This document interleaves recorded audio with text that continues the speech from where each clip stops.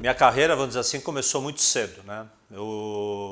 Meus pais emigraram para o Brasil da Espanha quando eu tinha 3 anos, né? Então eu sou espanhol de nascimento, o que me fez corintiano, por sinal, né?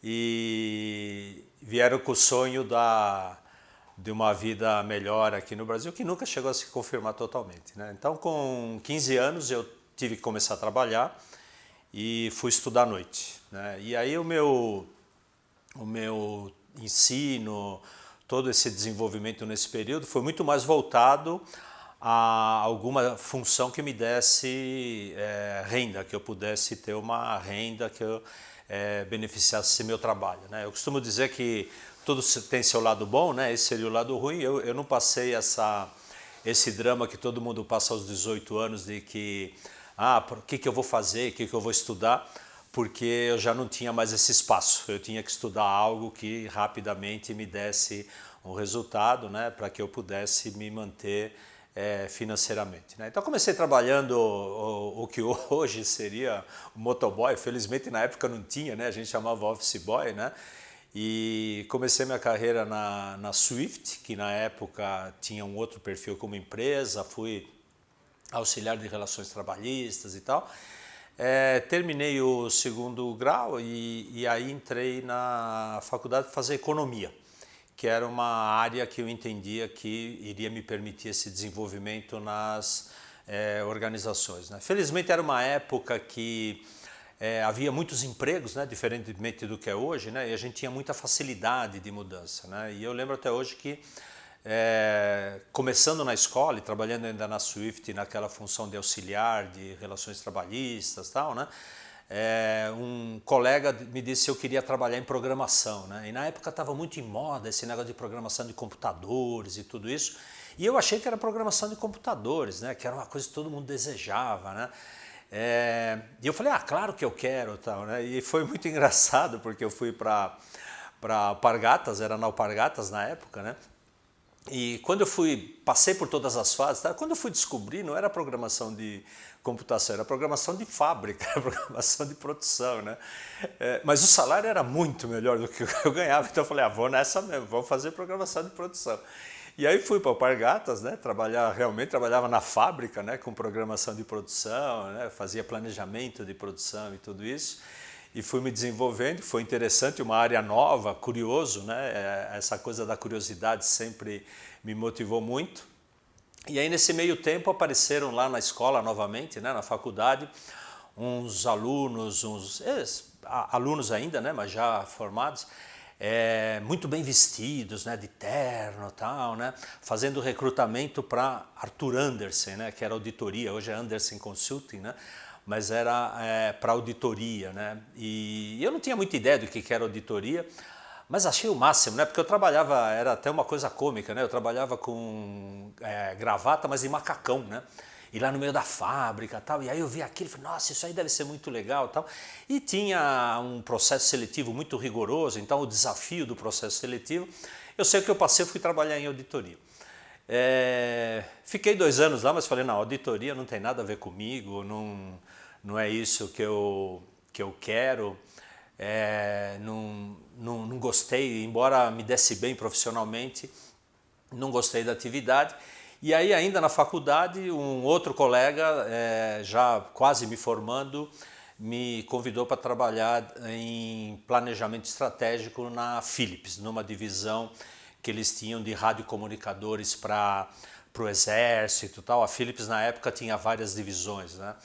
E aí fui lá eu trabalhar nesse planejamento de materiais, na realidade, com esse pessoal. Já estava para me formar, acabei me formando em economia, e eu lembro até hoje, né, que é uma coisa engraçada, na época não tinha internet, nada disso, né? Então para a gente saber se tinha passado ou não, tinha que ir até a escola e ver a nota, ver aquilo que tinha acontecido, se tinha passado ou não. E eu fui, olhei as minhas últimas notas e estava aprovado, né? E aí eu tive um segundo de alegria, né? Tô aprovado, né? E no segundo seguinte uma grande frustração, porque falei assim, bom, e agora? O que eu faço a partir de agora? Porque todo ano eu passava, ok, agora o ano que vem é o 4º ano, né? A gente tem a caminhada, né? É aquela coisa de que vale mais a jornada do que a chegada, né? E me deu esse branco. Na época não tinha esse negócio que tem hoje, de que o aluno se forme já, o que vai fazer de pós-graduação. Ao contrário, grande parte dos meus colegas falavam, nunca mais vou estudar, vou colocar o diploma na parede e acabou, chega, tal, né? E eu não via dessa forma.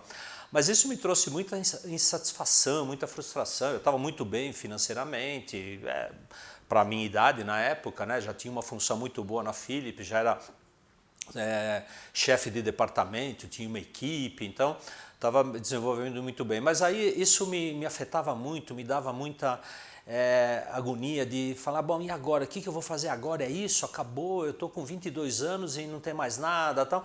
Aí numa conversa de bar, conversando com outros colegas lá da faculdade que também estavam dividindo essa agonia, a gente resolveu que estava na hora de fazer algo diferente e resolvi largar tudo, vender tudo que eu tinha e ir para a Inglaterra. Falei, olha, eu não vou nunca aprender inglês aqui no Brasil, porque eu não consigo aprender e tal, então eu vou para a Inglaterra, vou ficar 6 meses, aprendo inglês e volto para o Brasil. E fui com essa ideia. Vendi tudo, meus pais não podiam me bancar nem nada, né? Eu vendi o carro que eu tinha, vendi equipamento, tal, vendi tudo, tinha dinheiro para me manter esse período. Falei, fico 6 meses e volto. E na época o pessoal da Philips, não, fica aqui e tal, a gente vê uma carreira internacional, mas eu falei para eles assim, olha, eu tô desde os 15 anos, eu sou super responsável, eu quero durante 6 meses ser irresponsável, eu quero não ter o que fazer, e quando eu voltar eu vejo. E lá fui eu para a Inglaterra para ficar 6 meses, o que acabou resultando que eu fiquei 3 anos na Inglaterra, né? E aí passei todo aquele processo, né, depois de alguns meses ali, o dinheiro acabando e eu não querendo voltar, aí eu fui fazer o que todo mundo faz, né? Fui ser lavador de prato, jardineiro, faxineiro, né? No último ano foi meu ano de Cinderela, trabalhei na Comissão Aeronáutica Brasileira, né? E na época eu quase não volto para o Brasil, eu já estava totalmente adaptado à Inglaterra e tudo, mas embora eu tivesse passaporte espanhol, a Espanha na época não fazia parte do mercado comum europeu. Então eu fiquei esses 3 anos mais ou menos ilegal, eu não cheguei a ficar ilegal, mas fiquei mais ou menos nessa situação. E aí não tinha jeito, falei, não adianta ficar desse jeito aqui, vou voltar para o Brasil. E resolvi voltar para o Brasil, sem antes eu... fiz uma viagem de 3 meses pela Europa toda, tal, bem naquela ideia de responsável mesmo, né? Falei, quando eu chegar no Brasil eu me viro, deixa eu aproveitar que talvez eu não tenha outra chance dessa na vida. E voltei para o Brasil. O Brasil vivia uma crise na época. Meus pais tinham ido morar em Santos, porque meu pai era caminhoneiro, então ele ficava trabalhando lá em Cubatão e tal, e eu não tinha nem lugar para ficar em São Paulo, mas comecei a me virar, falei, bom, vamos lá, né, vamos ver. E aí já foi o primeiro choque, né, que é algo que já começa a me levar para essa visão de mercado, de ambiente, né, o choque cultural, porque depois de 3 anos na Inglaterra, e que é muito diferente de ficar 3 anos hoje na Inglaterra, né? Na época, né, só casos assim interessantes, eu ia toda quarta-feira na Varig, né? Os mais jovens nem vão lembrar o que é a Varig, era a grande empresa aérea brasileira, né? Eu ia toda quarta-feira no escritório da Varig, e o pessoal já me conhecia porque eu ia toda quarta-feira e tal, para ler os jornais do Brasil que chegavam pelo avião. Porque era a única forma de saber o que tinha notícias do Brasil, né? Hoje a questão internacional é completamente diferente, porque você fala o tempo inteiro, vê a pessoa, tá? E na época não, era carta, demorava meses para ter comunicação, para saber o que tinha. Então a gente, de um lado, tinha essa coisa ruim, de outro lado era bom porque a gente realmente se afastava da cultura daqui e ganhava aquela cultura inglesa, né? E eu voltei para cá e isso me causou um grande choque, essa coisa da cultura, e foi algo que começou já a povoar minha cabeça. Poxa, questão cultural, como as coisas são diferentes e tal. Então isso é algo que contribuiu muito para a minha formação, né? Voltei com vontade de já não ir para a vida de executivo, empresarial, pensando muito mais em seguir uma outra carreira, e eu começava já a ter um viés para o lado educacional, mas aí de novo, né, voltando lá aos meus 15 anos, em função de questão financeira, de problemas desse tipo, depois de 3 convites acabei aceitando voltar para a Philips. E aí voltei para a Philips para fazer numa área de planejamento internacional, planejamento comercial internacional, porque era um centro estratégico na divisão de áudio e vídeo, Consumer Electronics, que tinha em São Paulo e que era responsável pela América Latina.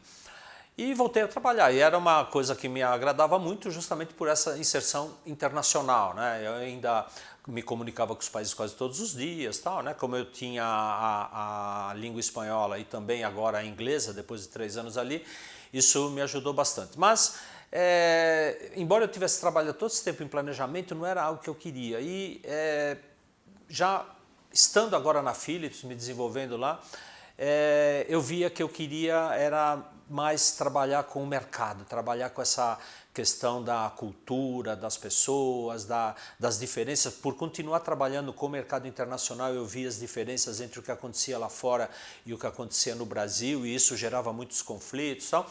Eu sei que eu fui pedir lá para o diretor, que era um diretor, ele era egípcio, né? Porque a gente sempre tinha...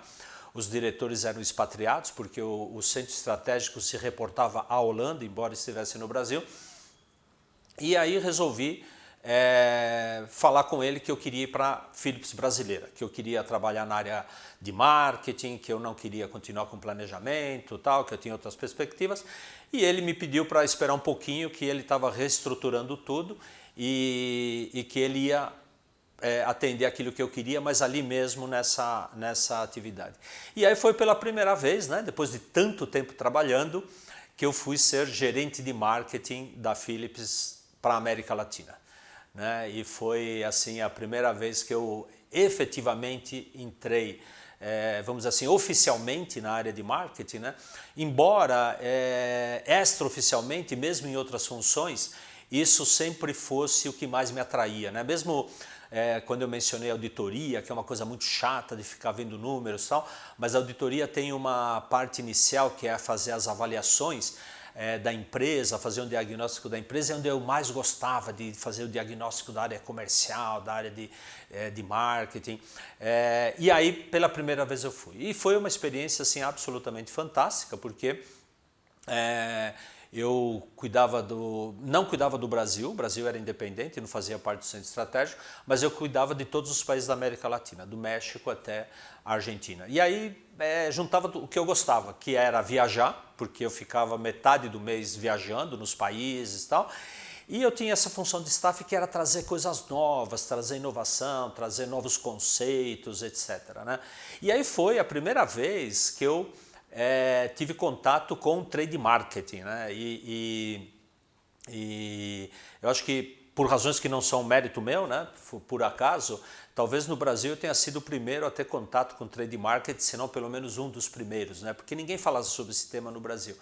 E eu estava trabalhando normalmente, recebi uma comunicação da Holanda que eu precisava me preparar aí por volta de uns 4 meses para ir para a Inglaterra, para participar de um projeto de trade marketing. E eu não tinha a menor ideia do que era trade marketing, mas falou, bom, ir para a Inglaterra é o que eu mais quero, né? Morria de saudade de lá e tal, né? E fui para lá ver o tal do trade marketing, né? O objetivo dessa ida era que depois eu implantasse o trade marketing na América Latina, no ano seguinte.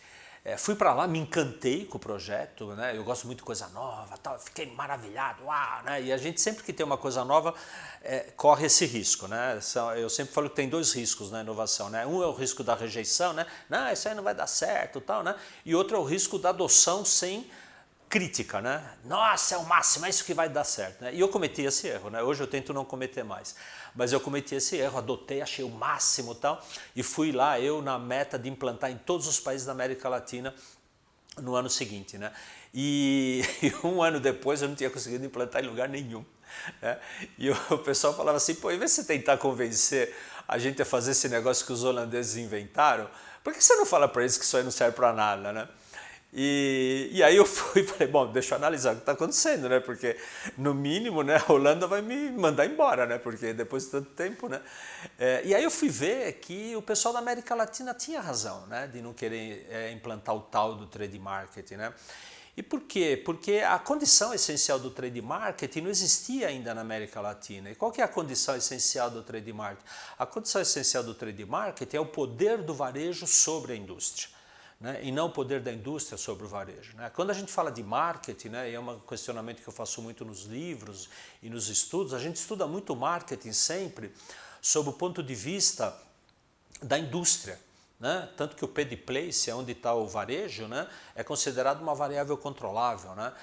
E o que começou a acontecer, e na Inglaterra isso já era muito forte na época, né, é que o varejo tinha mais força que a indústria, né? E aí, ao varejo ter muito mais força que a indústria, aquele modelo tradicional de distribuição já não funcionava, já não servia, né?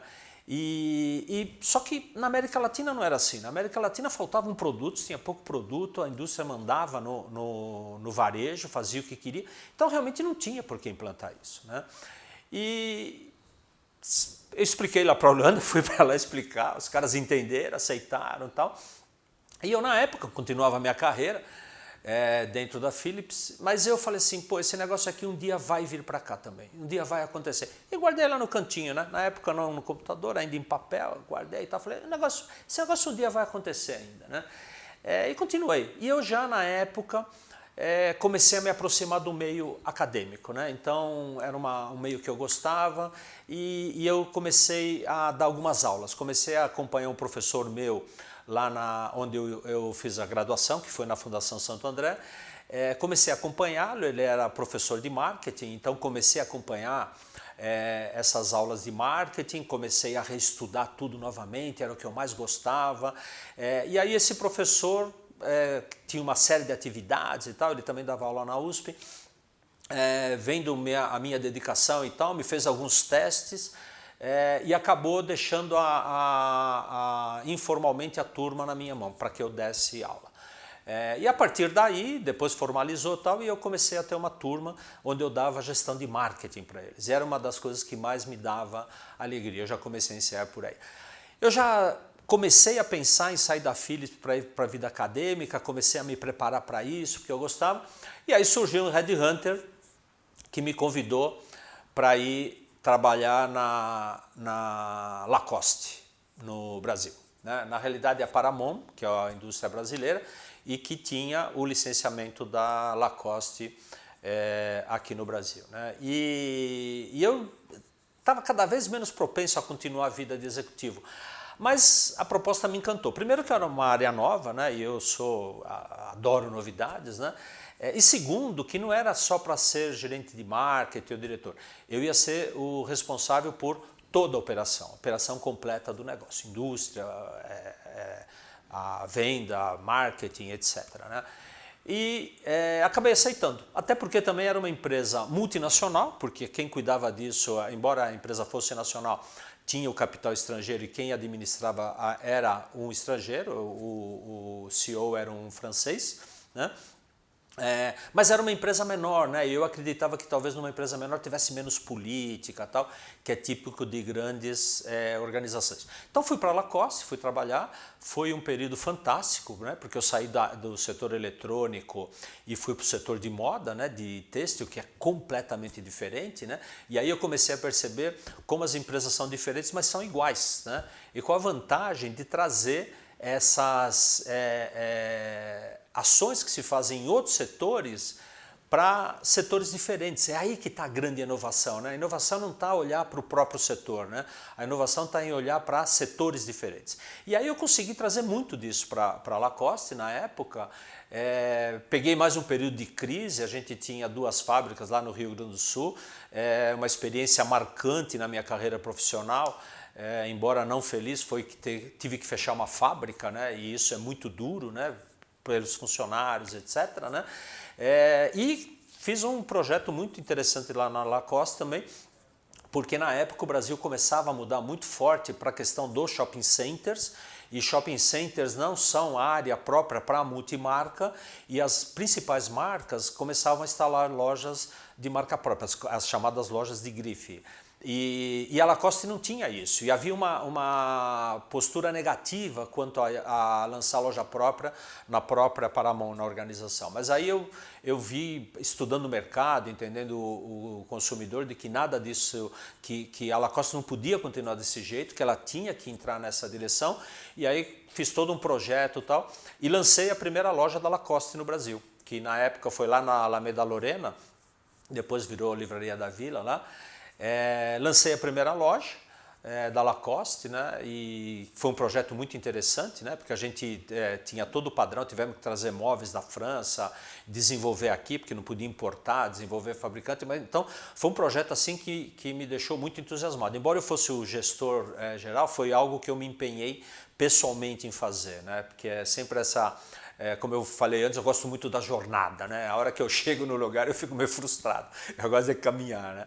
E aí implantei a primeira loja da Lacoste, comecei o projeto de franquias, que também era algo que naturalmente vinha na sequência dessa loja, né? Mudamos todo o portfólio, tudo, porque uma loja obviamente requer outros produtos, então foi um projeto muito interessante, sob todos os pontos de vista, né? Não só lançar a loja, mas mudar todo o posicionamento da marca, a loja foi uma forma de manter o posicionamento da marca, inclusive, porque ela tinha um posicionamento que ela tinha que seguir. Comecei essas franquias de uma forma bem estruturada, orientando a forma que tem que ser, mas assim, a hora que eu tinha tudo isso pronto, eu continuava inquieto, era algo que eu não queria, que eu não gostava, todo mundo achava que eu era o máximo, mas eu não achava, e aí me deu aqueles 5 minutos e também resolvi, falei, vou tentar o meu sonho, vou para a vida acadêmica, né? E larguei tudo e fui para a vida acadêmica. O pessoal achou que eu estava louco, né? Os amigos me convidavam para jantar e perguntavam se eu estava bem, se eu precisava de alguma coisa. Eu falei, pô, nunca estive melhor, né? E saí lá do grande diretor da divisão vestuário, Lacoste, tal, com toda aquela empáfia que tem no meio executivo, né? E botei lá meu jeans e fui lá para a FEA, para a USP, que eu tinha os contatos ali, que eu já mantinha, né? Para começar do zero. Eu sempre parti do seguinte princípio, né? Emprego sempre tem. Um pouco melhor, um pouco menor, eu vou achar. Então, vamos arriscar, né? E aí fui lá para a FEA, fui lá me apresentar para os professores, né? Os professores que já me conheciam, né? Porque eu tinha outros contatos e tal. Falei, ó, tô aí e tal, aparecer alguma coisa me fala, não sei o quê, né? Eu já estava casado, tinha uma filha, né? Mas eu falei, não, vou tentar, né? E fui para essa atividade, né? E já se vão mais aí quase 30 anos nisso, né? 20 e tantos anos que eu fiz isso. E foi a melhor decisão que eu tomei, né? Porque aí realmente eu achei o meu lugar no ambiente profissional, né? Comecei então as aulas, me enchi de aulas, né? Para faturar, eu tinha lá uma reserva financeira, mas comecei. Os professores começaram a me chamar muito para consultoria, porque eu tinha esse lado prático do negócio, né? Que os professores que se dedicavam exclusivamente à vida acadêmica careciam um pouco desse lado prático.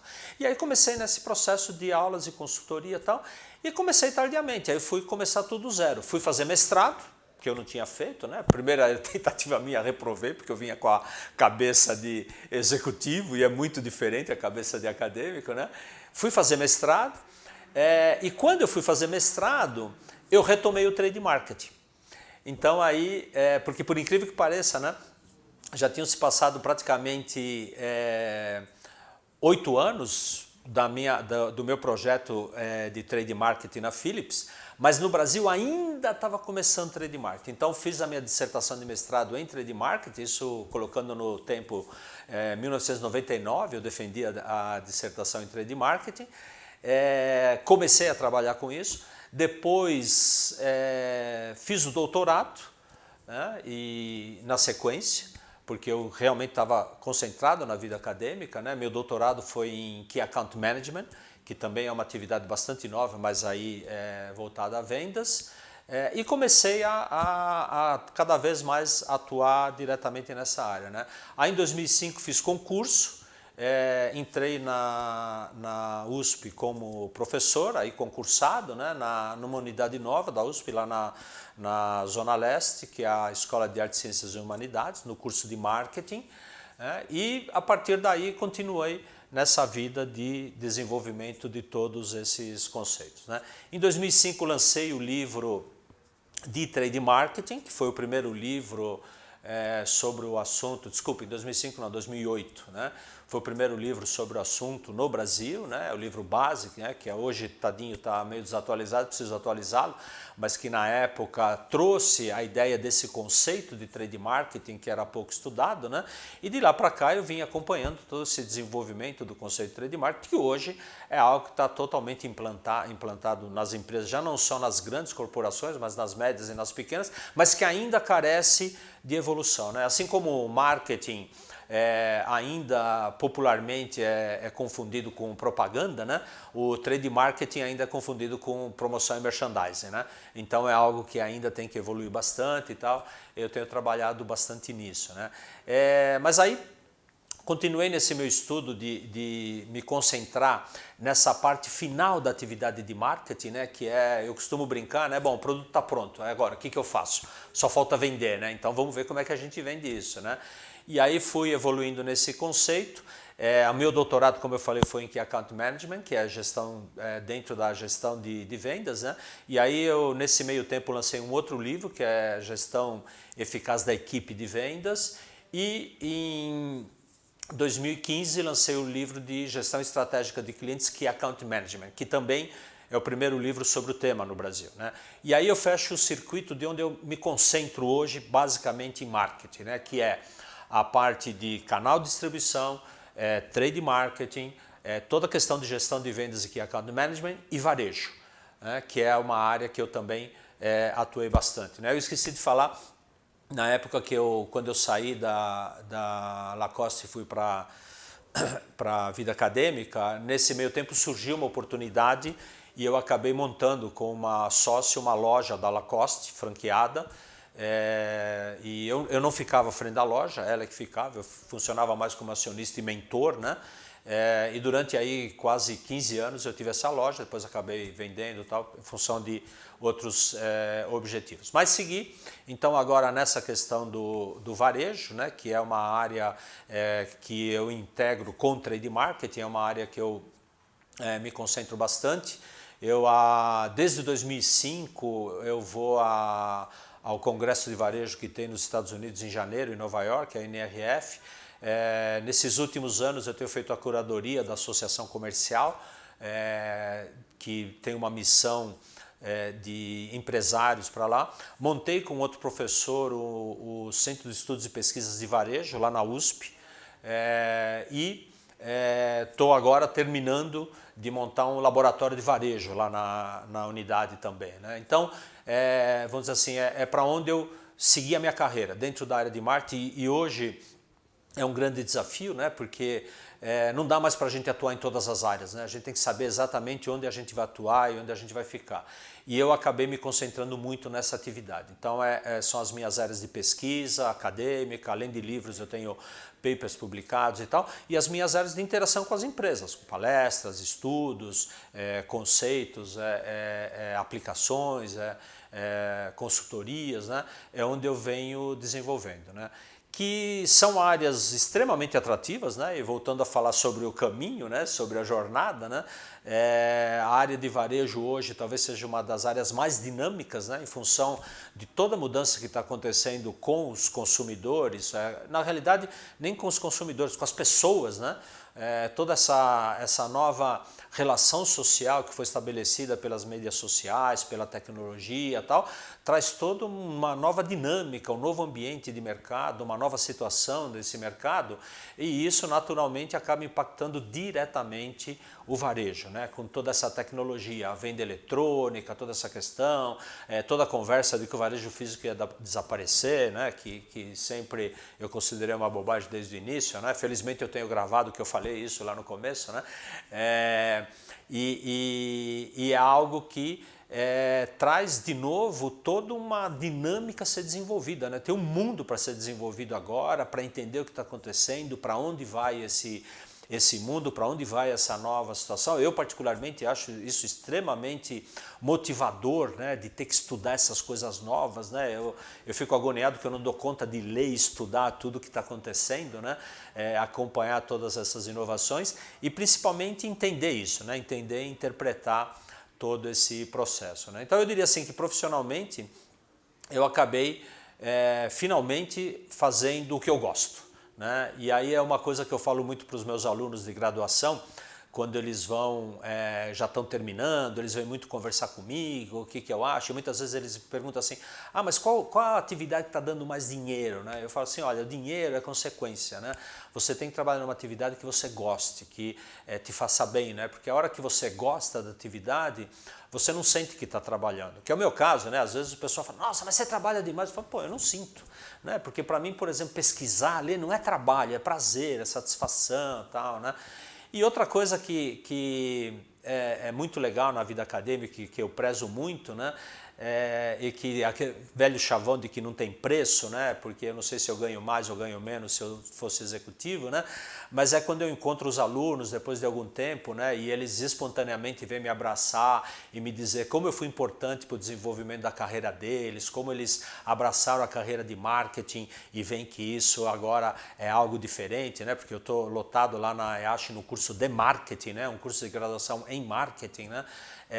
E isso é o que dá mais prazer, é a maior satisfação, eu diria assim, da minha carreira toda, de toda essa minha história, né? Chegar num momento onde eu estou ainda pesquisando, vendo, tratando coisas novas e ao mesmo tempo impactando a vida das pessoas, né? Fazendo com que esses jovens tenham um direcionamento, tenham uma carreira, né? Eu judio deles na época da escola, né? Porque eu sou partidário de que não se consegue nada de graça, né? Eu costumo usar para eles uma expressão que eu digo, aprender dói, né? Mas eles depois lá quando estão no mercado reconhecem que isso que foi bom, né? E isso é algo que me dá muito prazer e me dá muita satisfação, né? E me faz continuar estudando, continuar pesquisando. E isso é uma coisa legal na escola, né? A gente, quando vai para o meio acadêmico, tem que continuar aprendendo o tempo inteiro, estudando o tempo inteiro, pesquisando o tempo inteiro, vendo sempre coisas novas o tempo inteiro, porque senão você fica totalmente desatualizado, né? Então você, mesmo que não goste, você é obrigado a se atualizar, né? E num mundo como o de hoje, né, eu acho que essa é uma, vamos dizer assim, é um prêmio, né, que eu tive nessa minha evolução de carreira, né? Eu continuo apaixonado pela área de marketing, de entender tudo isso, né? E vendo inclusive como a área de marketing é atrativa, né? Porque hoje em dia se inventou tudo quanto é coisa nova, né? Na realidade, assim, fazem coisas antigas que sempre se fizeram. Com a tecnologia a gente pode fazer melhor, então dão uma roupagem nova para essas coisas antigas, né? E é legal que chamam tudo de marketing, né? Então tem marketing de conteúdo, né? Como se existisse marketing sem conteúdo, né? Eu não entendo marketing de conteúdo, né? O marketing é conteúdo, né? Então, marketing digital, né? Que na realidade, eu escrevi até um artigo sobre isso, nada mais é do que o funil de vendas que foi lançado na década de 20 do século passado, né? Só que hoje se pode trabalhar de uma forma diferente, mas todas essas coisas se dá o nome de marketing, né? E que é uma coisa engraçada, né? Ao mesmo tempo que sempre que eu quero falar alguma coisa de ruim, popularmente, eu falo marketing, né? Então o político falou uma mentira, isso é marketing que ele está fazendo. Tal negócio, tal produto engana as pessoas, isso é marketing, é o marketing que faz isso, né? Ao mesmo tempo que nos colocam como grande vilão, né? Todo mundo quando vai fazer alguma coisa quer usar a palavra marketing, né? Porque a palavra marketing... Então isso é legal, né? É a coisa que traz tradição, né? Mas quando a gente olha para o marketing, né, a essência do marketing continua a mesma, né? O Madia, ele venera muito o Peter Drucker, né? E eu nesse aspecto sou um seguidor do Drucker e do Madia também, né? E quando a gente vai e vê o que o Peter Drucker falou 40, 50 anos atrás, né, a gente vê que continua sendo válida hoje. Continua a mesma coisa, dar valor para a sociedade, né? Não é só valor para pro cliente, é valor para a sociedade. É isso que está dentro de marketing. E dessa forma, marketing vai estar sempre em evidência. Porque a sociedade está sempre mudando, mas oferecer valor para a sociedade continua sendo a mesma coisa. O que muda são os valores. A gente tem que agora oferecer valores de outra forma, tem que oferecer outros valores. Mas a essência continua igual, né? E nesse sentido que eu entendo que o marketing é eterno, né? E é altamente desafiador, porque se a sociedade muda, a gente trabalha com marketing, tem que mudar também, tem que evoluir também. Mas nunca pode esquecer a essência do conceito, que continua sendo o mesmo, né? Eu luto muito isso com os alunos, né? Tanto nos cursos de graduação como de MBA, para que eles não se deixem levar por essas falsas afirmações, né? De que o marketing agora é outro, agora é tecnologia, não sei o quê. Tudo isso é ferramenta, é instrumento, né? A tecnologia em marketing, ela permite que a gente faça hoje coisas que nós não conseguimos fazer antes, mas a gente queria fazer, o conceito já levava isso para a gente. Quando se fala, por exemplo, em relacionamento, em fazer propostas personalizadas, a gente sempre quis fazer isso em marketing, só que não tinha como fazer, não tinha ferramenta. Então a tecnologia é a ferramenta, o conceito, a essência, continua o mesmo. E é isso que me agrada, e é isso que me dá prazer em toda essa jornada que eu continuo trilhando aí com muita vontade e muita emoção, né? É isso que eu posso passar aqui da minha história, né? Falando um pouco da Abramark, né? Que é algo primeiro que me dá muita honra, né? De poder fazer parte desse grupo de profissionais, né? E fazendo um paralelo com a própria Academia Brasileira de Letras, né? O Paulista de Letras, né? Que procura juntar os grandes nomes da área para manter aquilo consolidado, para fazer algo que se perpetue, né? Eu entendo que a Abramark tem o mesmo papel, né? De fazer com que não morra essa essência do marketing, né? Que ele possa ser visto de uma maneira multifacetada, né?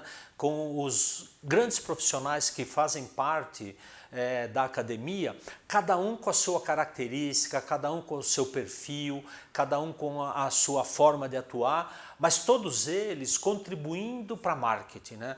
Porque eu falei no início, né, que eu escolhi uma parte para me especializar em marketing, e marketing tem essa característica, né? Marketing talvez seja a disciplina, a área mais multidisciplinar que existe, né?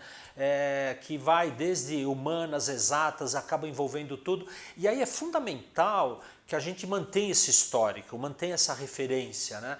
E não dá para manter essa referência com um único profissional, um único perfil.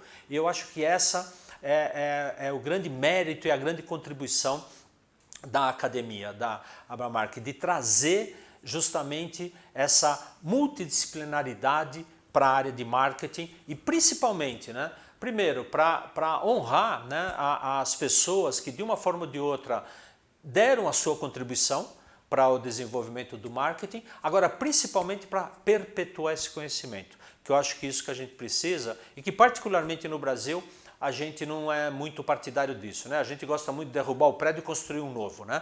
E na realidade o que a gente tem que fazer é evoluir naquele prédio que já existe. Então eu acho que essa é a grande contribuição, é uma contribuição essencial para marketing como um todo, para o conceito, para o entendimento, e o envolvimento dessa quantidade multifacetada de profissionais é a essência de todo esse processo.